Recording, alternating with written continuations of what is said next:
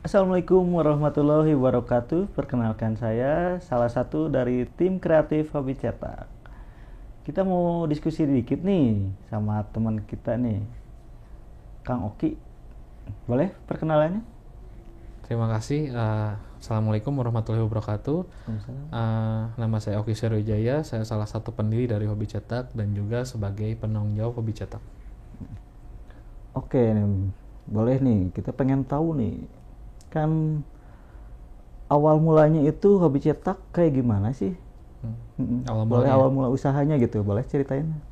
ah, kita itu pingin bikin usaha yang selain dengan end user gitu ya, transaksinya atau membangun koneksinya, tapi kita juga ingin utamanya lebih ke antara bisnis dengan bisnis gitu. Jadi kita jadi partner dari perusahaan lain gitu. Jadi ketika perusahaan butuh sesuatu, entah itu kebutuhan cetak sesuatu, kita bisa supply di situ gitu. Terus kan kita juga perhatiin gitu, ya di perusahaan apapun gitu, walaupun sekarang kasarnya udah serba digital gitu ya, tetap aja ada kebutuhan cetaknya gitu. Jadi itu bisa jadi kesempatan sih buat kita. Nah dari situ sih kita mulainya gitu. Di luar dari itu mungkin tercetus ide itu dari mana? Dari siapa gitu? Ya dari awalnya sih dari teman gitu. Dari teman gitu. Ya jadi Gitu. maksudnya saya kan ini sama beberapa teman gitu ya, membangunnya gitu ya. Awalnya dari teman sih gitu. Kita diskusi bareng, brainstorming segala macam. Kita juga udah riset segala macam gitu ya, lihat kompetitor, lihat pasar. Ya kita merasa oh ini bisa nih kita olah gitu ya. Oh bisnis ini kita bisa nih gitu. Ya udah kita kerjain gitu. Mm-mm. Kerjain ya semuanya itu udah dari awal gitu ya, rembugan bareng gitu. Hobi cetak gitu. Kenapa milih nama Hobi Cetak gitu? Kenapa Hobi Cetak ya? Nah, Pertama sih yang kita pingin milih nama yang identik dengan dunia percetakan sih ya gitu. Tapi bukan pasaran ya, tapi nggak mau yang udah banyak ada dipakai orang gitu kan. Kalau orang kan biasanya banyaknya grafika lah gitu ya. Grafika. Itu Oh kan udah iya. banyak pisan yang pakai namanya gitu ya. Jadi kita cari nama yang kira-kira ada hubungannya sama percetakan, tapi yang ya masih bisa dibilang belum banyak yang pakai lah gitu. Biar Makanya dapat Hobi Cetak gitu kan. Terus ya bisa dibilang kegiatan cetak mencetak gitu ya, bikin barang percetakan itu udah bisa dibilang jadi hobi sebenarnya gitu. Oh gitu ya, filosofinya itu dari situ ya. Heeh. Kayak gitu sih. Pengen tahu juga nih soal Hobi Cetak. Mungkin bisa dijelasin apa sih yang ada yang tersedia gitu ya di Hobi Cetak? Kalau di toko kami itu ada mulai dari kebutuhan seperti company profile gitu, katalog, terus tote bag, souvenir kayak gitu-gitu itu ada di kita semua gitu. Terus sampai untuk jasa desain dan editing pun di kita ada. Jadi kira-kira misalkan pengen nyetak sesuatu tapi desainnya belum punya segala macam itu bisa di kita juga gitu. Itu bisa apa? Bisa kita bantu gitu ya. Tapi dengan cost-nya tersendiri gitu ya kalau Gitu desain ya. gitu. Oh di luar itu ada cost tersendiri ya. Iya kan namanya desain kan Jadi, itu jasa lah gitu kan. Nah, disiapkan gitu ya, misalnya nggak ada layoutnya atau desainnya bisa dibantu dengan dari Hobi Cetak diri. iya. Mungkin dari Hobi Cetak apa ada kendala gitu, apa suka duka lah, kayak gimana, boleh ceritain gitu tuh? Kalau di dunia percetakan ya nomor satu menurut saya permasalahan yang sering terjadi itu konsumen dia suka protes gitu kadang-kadang ya. Eh, Antara file dia yang dia lihat di layarnya gitu sama hasil cetaknya mungkin nggak sama 100% gitu. Terus banyak juga orang yang dia pengen nyetak desain nggak ada, tapi ketika kita diskusiin masalah untuk biaya jasanya ya kayak ngegampangin lah gitu. Maksudnya dia bilang desain doang gitu ya, desain kan gampang gitu, kok harus bayar gitu ya. Kan saya ya sekarang gini aja sih logikanya, yang namanya ngedesain kan ya satu butuh ilmunya gitu kan ya, kita kan belajar gitu dari dulu kan, kita belajar otodidak, kita belajar dari mana, kita coba cari tutor kalau misalkan mentok gitu kan. Itu kan ibaratnya kita untuk dapetin ilmu desain, ilmu editing kan itu ada effort yang mesti kita keluarkan. Ya wajar lah kalau kita meminta imbalan untuk jasa kita gitu kan, itu lumrah lah gitu ya. Ibarat tukang pijat gitulah, tukang pijat kan itu ya dibayar untuk pijat gitu. kasarnya kan gitu ya. Sama kita juga gitu kan, kita ya meminta impian ya karena kita mengerjakan desain sesuai keinginan Anda gitu. Jadi banyak juga yang ngegampangin seolah-olah desain itu ya tinggal tempel-tempel sana sini selesai, nggak kayak gitu. Nggak seperti itu ya. Jadi kita juga ya akhirnya harus ngejelasin panjang lebar gitu. Cuman ya namanya orang ya, kita kan nggak bisa maksain untuk mengerti gitu kan. Jadi ya kalau kita ya selama kita udah menjelaskan, nerima tidak nerima, jadi atau nggak jadi, kita nggak ini sih, nggak jadi masalah gitu ya. Yang jelas kita udah jelasin kenapa ada biayanya segala macam gitu kan. Ya kalau mau silahkan, nggak juga nggak apa-apa gitu kan. Terus ya balik lagi ke masalah yang pertama, itu belum selesai, sorry. Masalah hasil cetak gitu ya. Namanya digital printing gitu. Kita kan digital printing nih utamanya. Digital printing itu kan ada keterbatasan mesin di situ gitu ya, keterbatasan kemampuan mesin gitu. Jadi gak bisa 100% banget sama banget gitu. Pasti ada penurunan. Adalah dikit-dikit penurunan gitu ya. Jadi ekspektasinya itu kadang berlebih gitu sama kemampuan digital printing gitu ya. Ya kita juga nggak bisa nyalahin konsumen gitu ya. Maksudnya nggak bisa nyalahin ya kan namanya juga yang ya mereka mungkin belum mengerti lah gitu ya antara digital printing dan lain-lain gitu ya. Cuman ya biasanya kita kalau menemukan masalah seperti itu kita kasih penjelasan dulu gitu. Kalau digital printing itu seperti ini gitu ya. Terus kedepannya juga saya harus untuk cari amannya gitu ya. Saya harus coba nilai dulu nih konsumennya. Kira-kira dia tipikal orang yang harus benar-benar detail banget nggak sih hasilnya, harus benar-benar dia ekspektasinya tipe yang ekspektasi tinggi nggak sih. Nah kita coba lihat dulu orangnya, terus kalau misalkan kelihatannya seperti itu biasanya kita kasih penjelasan dulu gitu supaya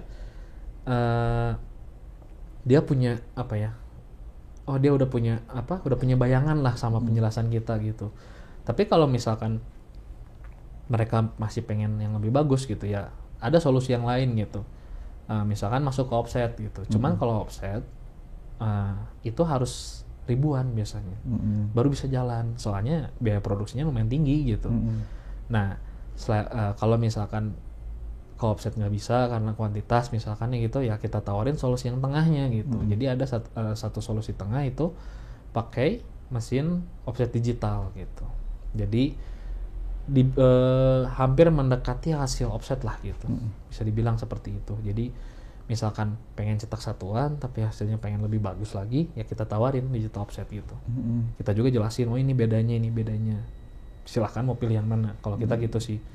Masalahnya seperti itu, solusi dari kita biasanya kita cari solusinya kayak gitu. Solusi yang kita kasih gitu. Sama kita juga pengen tahu nih, rata-rata customer tuh lebih ke individual atau lebih banyak ke company gitu? Kalau awal-awal usaha nih ya, awal usaha kita banyak sebenarnya perusahaan sih, banyaknya perusahaan gitu. Jadi tapi yang namanya perusahaan kan dia ada jadwalnya ya, maksudnya perkiraan mereka butuh cetak A itu kapan, ada biasanya jadwalnya. Jadi misalkan saya butuh manifest itu biasanya sebulan sekali, 2 bulan sekali kayak gitu kan. Dulu awalnya kita banyaknya perusahaan gitu. Tapi dengan kita akhirnya terjun ke marketplace gitu ya, terjun ke sosial media gitu, akhirnya banyak juga ketemu sama konsumen perorangan atau end user gitu. Jadi menurut saya cukup membantu gitu ya, yang namanya area digital sekarang gitu ya, kayak marketplace gitu-gitu itu ngebantu banget gitu. Yang dulunya awalnya kita dulu cuman mengharapkan ibaratnya orderan bulanan gitu ya, dengan adanya marketplace juga kita bisa dapat orderan harian. Kecil atau besar nggak masalah, tapi seenggaknya kita terus running gitu. Kita terus jalan tiap hari tuh ada pekerjaan gitu yang bisa kita olah gitu ya. Kayak gitu sih. Nah, ngebahas gitu ya, Kang. Maaf, boleh panggil Kang aja ya? Boleh. Oke. Santai. Kang gitu. Bahas soal era digital gitu ya. Ini kan hobi cetak, lebih ke percetakan gitu ya. Gimana tanggapannya gitu? Kenapa memilih lebih ke percetakan dibanding yang era digital sekarang gitu? Jadi gini sih, era digital sekarang kan ya kayak gini lah, kayak sekarang kan zaman undangan juga udah mulai digital semua gitu ya. Terus apa-apa dikit-dikit digital lah, dokumen udah digital segala macam, ya memang kayak gitu. Cuman ternyata setelah kita telaah tetap aja ada gitu kebutuhan percetakan. Jadi nggak semua orang memanfaatkan teknologi digital itu gitu. Terus nggak semua dokumen gitu bisa cukup dengan digital saja, ada yang harus dicetak segala macam gitu kan.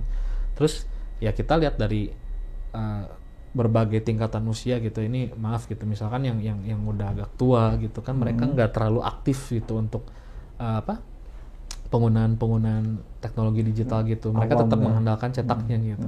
Itu masih ada kayak gitu gitu. Jadi walaupun ya saya nggak menganggap itu sebagai pesaing atau potensi mematikan percetakan, saya nggak anggap gitu. Tapi justru bisa membantu gitu.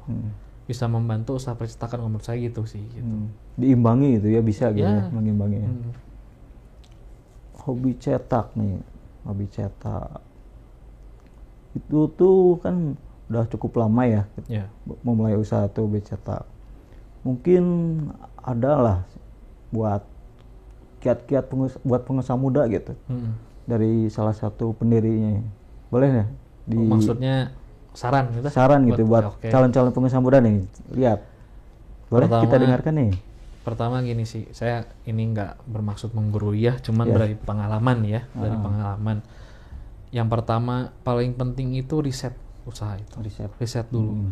Jadi mau usaha apa, pasarnya di mana, kondisi pasarnya gimana, pesaingnya gimana, dan lain-lain.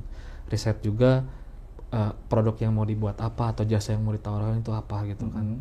Riset spesifikasinya gimana, terus perencanaannya juga gitu kan, perencanaan modal, perencanaan operasionalnya, sampai segala macam, sampai mungkin kalau butuh SDM-nya sampai perencanaan SDM-nya gitu kan harus gimana. Setelah itu udah running nih, udah jalan usaha ya. Yang jangan dilupakan itu selain kualitas dari produk dan jasanya gitu ya, yang harus dipikirin itu servis.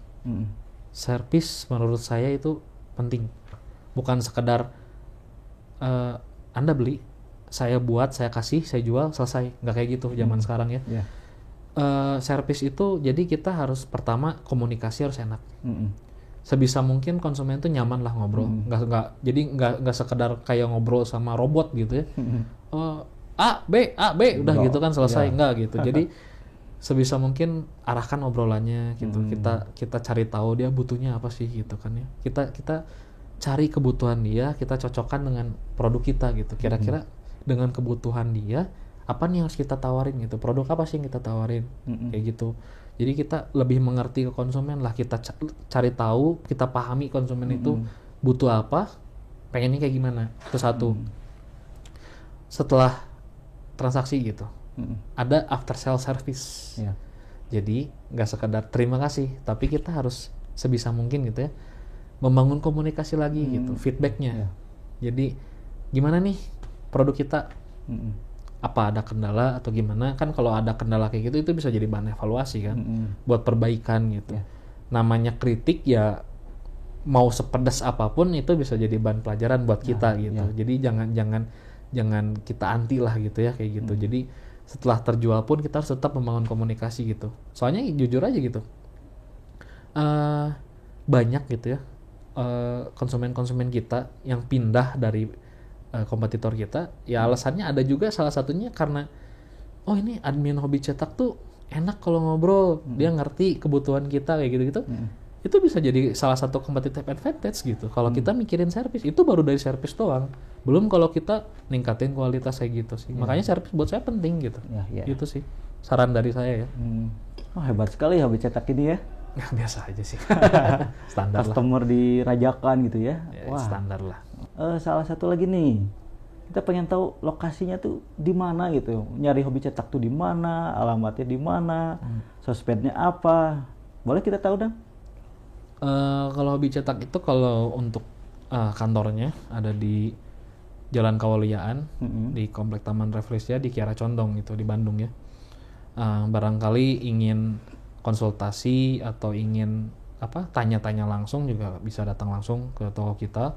Tapi kalau ingin mencari kita di marketplace itu tinggal cari aja hobi cetak di Tokopedia, di Shopee atau di sosmed lainnya. Di situ kita ada gitu. Atau kalau misalkan pengen lebih mudahnya, googling aja hobi cetak. Di situ biasanya ada detail-detailnya gitu, dari alamat, nomor telepon juga ada di situ gitu. Oke, gitu semuanya sih ada di situ ya. Ya. Jadi gampang sekali untuk mencari hobi cetak ya. kita ditampilkan di akhir video nanti. Oke, terima kasih untuk Kang Okti. Sama-sama. Waktunya diskusi kali ini saya tutup. Saya Jaka Santana dari tim kreatif Hobi Cetak. Assalamualaikum warahmatullahi wabarakatuh.